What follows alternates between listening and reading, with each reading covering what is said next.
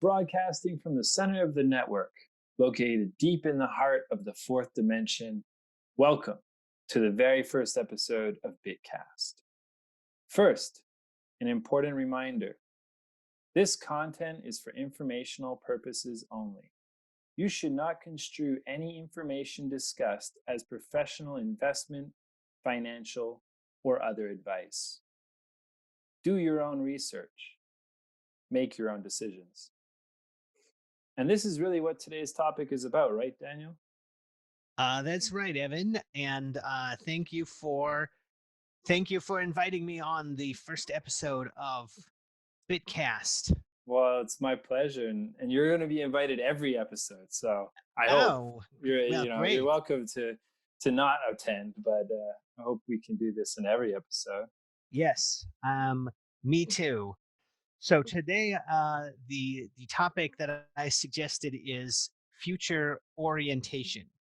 That just means the actions, the reasons that you take actions now are because of how you expect to benefit from them in the future.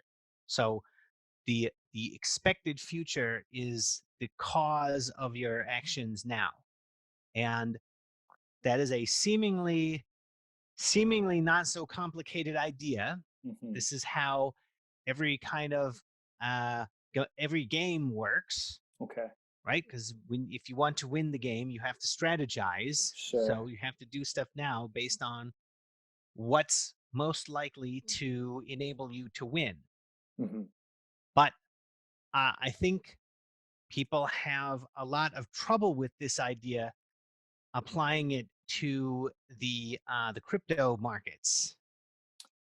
And I think Yes. that people make investment decisions for reasons, or they think about economics for reasons that are not future oriented. So Mm-hmm. that that results in bad decisions. Yes, yes. And we can see that, a lot. And that is really, for me, when I look at how people are, you know, taking in this virtual token marketplace, it's all under these auspices of really the same old thing. Like it's just a slightly, you know, I guess you could say a more peer-to-peer friendlier version of everything that's already really existed. And in many ways, those things don't really benefit. There's not that great of a benefit to them. And maybe perhaps this is because they're not really thinking about the future. They're thinking about the past. Like, are you talking about like applying old ideas to Bitcoin? Well, that particularly, I mean, the whole concept of digital gold is, a very sort of archaic concept that we would try to, make a virtual form of gold. Yeah. So yeah, digital gold is sort of a metaphor that I think I may have used it in the past, not knowing that it would later become a way of manipulating people into accepting a less valuable version of Bitcoin. Um, and yeah, I mean, I think that that is a way that people can strategize poorly if they accept kind of vague ideas about things rather than really thinking every decision through. Mhm. So, because people accepted the digital gold idea, or at least in part, now we have BTC, and we have a whole lot of people hodling BTC, despite the fact that it is useless as money. Yes, And yes. so, and so people in BTC, I would, I would let's see, I would rate them as very poor future oriented thinkers. Hmm. And um, they believe that manipulation works. But Hmm. if you think about it, well, let me Because it explain. has in the past, though. Well, but the thing is, like, well, yeah, right. So they are extrapolating from the past Hmm. when manipulation has worked really well. Yeah, But what they're not thinking about it is some people won't fall for those it, days are and over. yeah, and eventually more people will stop falling for it. Hmm. And so what they think is, if they just keep telling each other to hodl, then the price won't go down. Hmm. But that really isn't true at all. Hmm. Um, uh, if um, like it doesn't take very much selling to depress the prices of these coins. So Well, they're um, speculation. They're based on speculation, right? BTC is not, I mean, as much as people want to call it a store of value, the predominant the predominant use case is for speculation. And there's no way that anything that is predominantly used for speculation can be a store of value. And of course, it's going to make it heavily volatile. okay, well, Um, let's talk about speculation real quick, because I sure. think I think speculation is an undeservedly bad word. To Okay. me, when I say future orientedness, that's really what speculation Sure. is. Market is a learning process. So everyone in it is learning. And as people learn better strategies, um, old strategies become ineffective. But Hmm. but back to BTC, like what I think is wrong with BTC is that people in BTC are predicting a future that's impossible. Hmm. So it's not it's not that they're speculating that I don't like. It's that they they obviously cannot see into the future, Yes. uh, and they are not correctly imagining what the consequences of what they're doing is. So Hmm. a future oriented thinker know well, anytime you invest in anything, like you lose if you are wrong about the future. Hmm. Every investment is a bet on the future, and if you are wrong, you lose. So it is your responsibility to be right about the future when you buy any of these coins. But Hmm. the people in BTC don't believe that. They think that they will succeed by doing what the experts tell them. But Okay. I mean, that really doesn't make much sense, because if anybody really knew how to make a lot of money, he wouldn't tell you. He would just do it himself. Sure. So the biggest experts in Bitcoin, you would also expect to be the quietest. Hmm. So you can't really listen to them very well. You, if you buy the coin, you have to be enough of an expert so that the risk of loss, versus uh, the cost of loss to yourself is reasonable. So in other words, not if you're not as much of an expert, you should buy less so that you're not losing as much if you're wrong. But Hmm. if you know the future, then you have a better idea of what you should have. But Hmm. but if it's your responsibility to know the future, um, you want to be right about it. And what people in BTC are doing is they're not really thinking about it. They're just they're just they're just drunk on their recent success. Hmm. Yeah. Yeah. And you can see that, right? I mean, a lot of it comes across that in that whole thing that Bitcoin already is a store of value, or it already is this and that. It very much seems like to them everything is finished. It's all, the whole process of growth is finished. Yeah, And they're very much. now just sit back and not do anything. But I think the biggest challenge isn't just their mindset. I mean, their mindset obviously is a part of it, to the point where, they're not doing anything to make, the network more, have more potential, and more opportunity. But I mean, in the sense that technically it's so stunted that it would never really work anyways, it kind of comes down to, you know, what is, where does that line get drawn between, being trapped within a certain mindset that is of a non-growth mindset versus being trapped within a network that's technically stunted.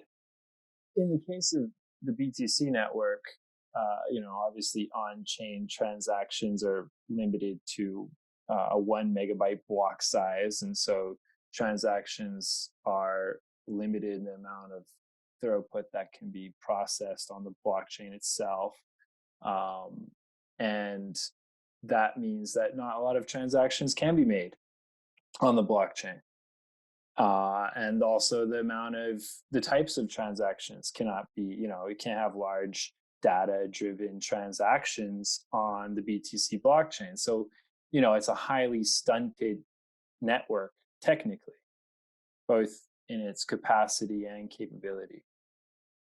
And the mindset of the BTC hodler is also quite stunted, in that their belief that the world is going to become this sort of dystopian nightmare, and the only thing that is going to have any value is their digital magic beans that are not really capable of actually doing anything but sitting on your hardware wallet or whatever.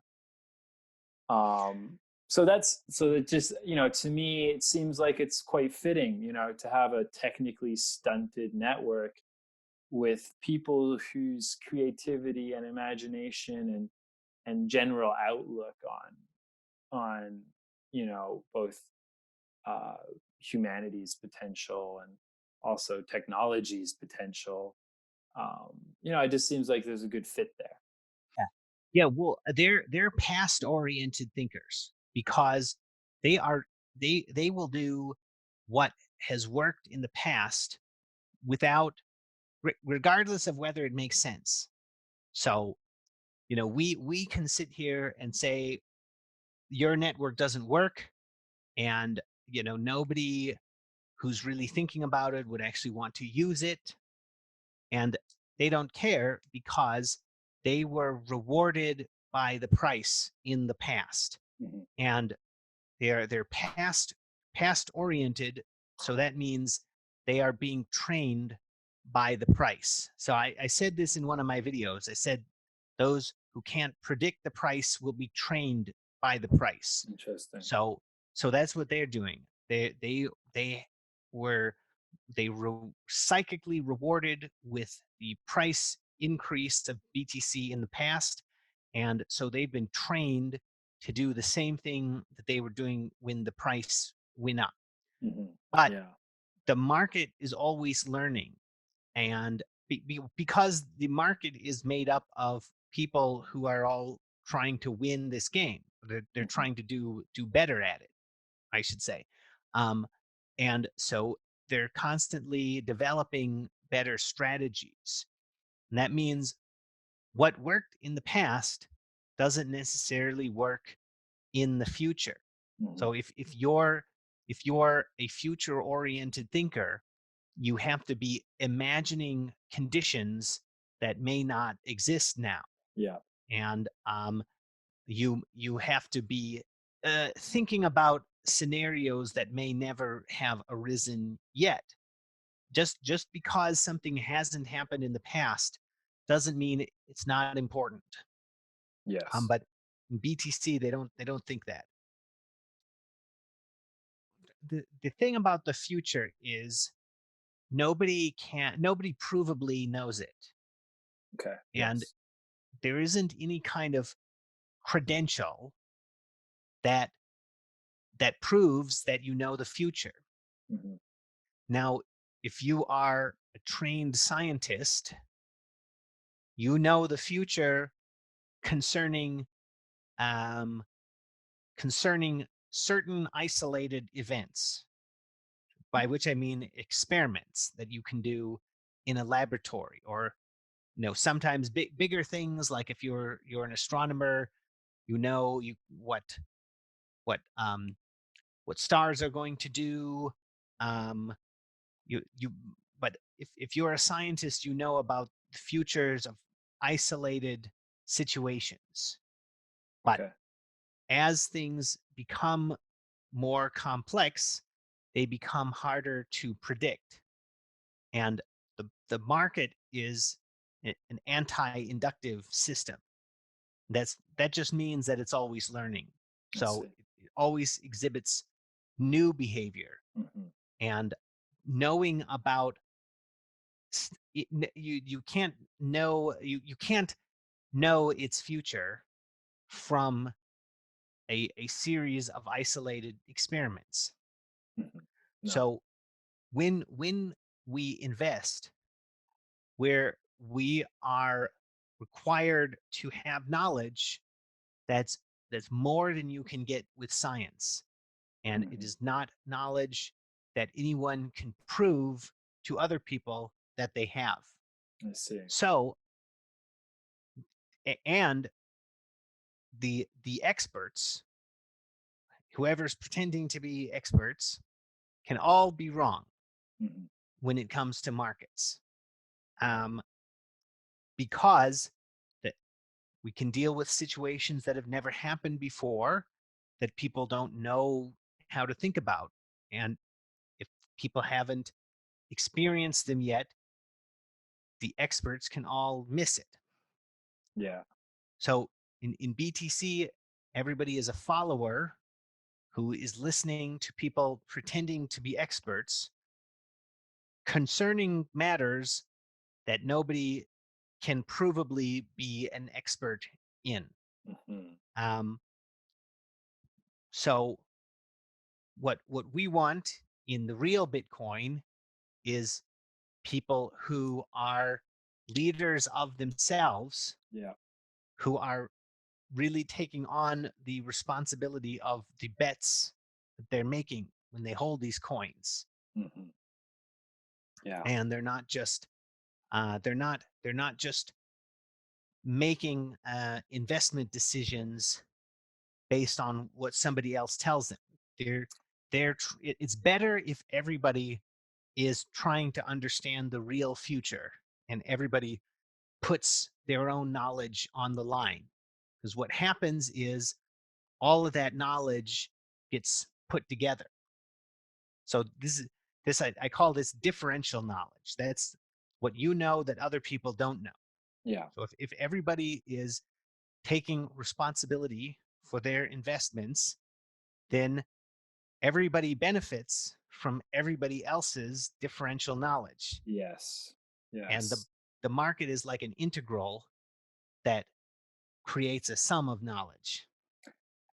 There's a very more, I guess you could say, common common way to say it as well, and that would be, smart money. You want to be around smart money. You want to Yeah. be around people who, you can try to play the dumb money game, and maybe you can win the dumb money game. But if you're playing the smart money game and you do it well, you really, focus yourself on it, yeah, you can do really well, and it's much easier to some degree. Yeah, definitely. I mean, yeah, it's better. You're better off the better players you're connected with, and they're not going to be obvious necessarily. There it's going to be there's going to be work involved in figuring out who they are, because they don't they don't want everybody to know what they're doing, because that makes it worse. Yeah, and as for the dumb money game, yeah, I've always told people that it's you know, it's great for you if you can do well on altcoins, but there's a lot more risk in that.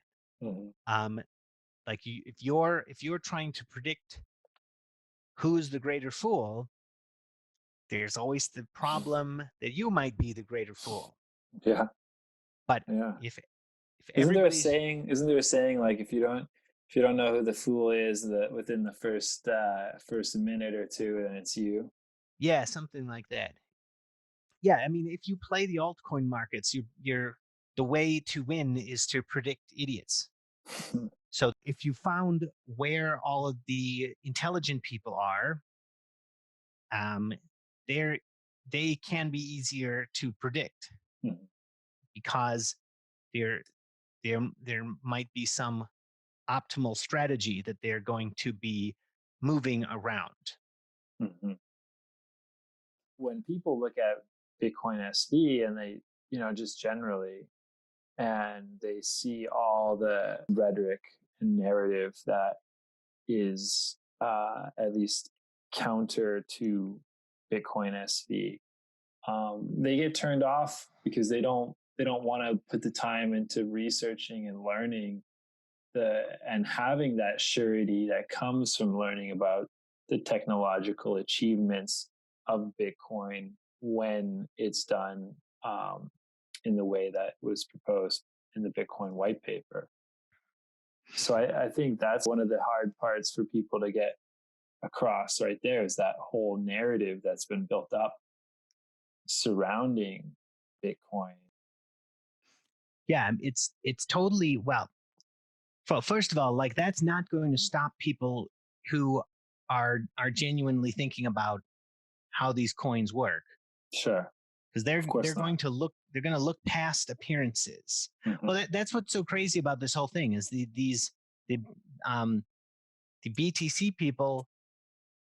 I mean, it won't work. It won't work to just lie about Bitcoin to defeat it, Yep. because some people will not see through the lies at all. And as time goes on, those people will develop Bitcoin into something that is more and more obviously successful. Yes.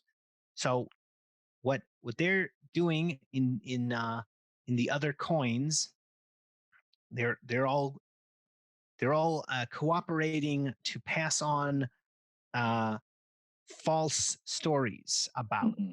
BSV, and about the economics and about the people, and they're saying it's a scam. But all that will do is delay the inevitable, and all of them would be better off just buying something good, instead of trying to protect Something their that's bad bad. investments. But Yeah, but that's sort of it's a big part of the human condition, right? Is people don't want to let go of things that hurt them. yeah, oh, so this is a big reason that people are prevented from being truly future oriented, is um there is there is a people don't want to be wrong. Mm, So people want, it's it's bad for your reputation if you were ever wrong. So people mhm. don't like to be wrong. So they avoid appearing wrong. It's almost But like what you fear most is most likely what you're going to become. Even if other people say things that counter what they believe, they get very afraid of that, and you can see how they react to these different ideas, and it's incredibly hostile. So it definitely shows that there's much more going on to this than just you know a investment. It has overtaken quite a few people's personalities. reasoning. Yeah, yeah, I say that people turn into Gollum. Yeah, Is it's B yeah, crazy. yeah. Is BTC then, in a sense, is it a virus?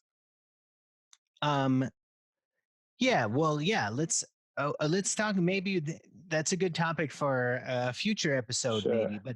But what what I wanted to say first was, like, if you get into this with the attitude that you always need to learn new things, then you'll be a lot better off. Mm, Uh, and you're better off if you treat your own mistakes as a real risk, mhm. right? So if you're somebody who won't admit to being wrong, you will not you'll not hedge against your own ignorance. So Sure. that's a really destructive thing. Yeah. Um, and yeah, okay, let's talk about the question you just asked about viruses. So yeah, I think that uh, BTC is like a parasitic meme. Mhm. Like, it's something that infects people's brains and it is not beneficial. No. And it's so bad that their their community will not exist eventually No. No. because they can't survive. Um, and this has to do with the problem that Bitcoin was designed to solve, which Okay. people in BTC didn't understand. So when you have a hub and spokes network, Mhm. and that's the network of a trusted third party, Mhm. which is the problem that Bitcoin was intended to solve. Sure. Um, what happens in the hub and spokes network is the hub has the only view of the whole network, Yes. and uh, it can control the reality seen by the spokes. Mhm. So when you're in a hub and spokes network, it's like a 1984 like a matrix kind of Yeah. thing. Yeah. So I have I have a meme on my Twitter, if you scroll down a little bit, where I have a picture of a hub and spokes network with Twitter in the center and Agent Smiths all the way around. Mm. So if you remember from the Matrix, anybody can turn into Agent Smith. Mhm. That's what happens in a hub and spokes network, because the hub is in communication with everybody Sure. and it controls the way that they see reality. So Mhm. it can tell them that somebody is evil, and then they all think they have to stop him. So they all turn into Agent Smith. So yeah, people in BTC are like Gollum and Agent Smith at the same time. Yeah, it's And fascinating. It's absolutely fascinating. so people in BTC believed that the GitHub, well, hub is right in the name. Mhm. GitHub Bitcoin core repository is more important than the Bitcoin network. So they were all still connected to a hub and spokes network when they didn't need to be. So now something that we're building in something that we've got in BSV now is ways of storing and retrieving code on chain. Mhm. So then you don't need a GitHub anymore No. eventually. No. Don't need a GitHub. No, it's quite wonderful. Bitcoin really is, I believe, the system that will bring humanity into a new golden age. The notion that people are going to move over to a digital gold system is it's so under imaginative and under creative and unlikely to really inspire people. Um, and maybe at most it steals some of the the market value of gold, right? But underlyingly, Bitcoin, when it's fully scalable and fully capable, it creates value. It doesn't steal value from existing sectors. It creates new value, and that's something very powerful. Yeah, I couldn't have said it better myself. Yeah, they Thank have you. no ability to envision. Well, it's just yeah. This is like what I was saying earlier. You have to be able to imagine situations that haven't happened yet. So, Hmm. in order to understand what's really good about Bitcoin, you have to be able to do that.